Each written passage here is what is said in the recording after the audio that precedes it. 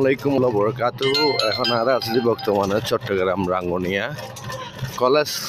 রাঙ্গুনিয়া কলেজের পাশে যে রাস্তাও ওনারা বিদ্যুৎ দাহের এবং ওনারা বালা করে একটু লক্ষ্য করেন, মানুষ যাতায়াত করার জন্য খুব পরিবেশ খারাপ হয়ে গেছে।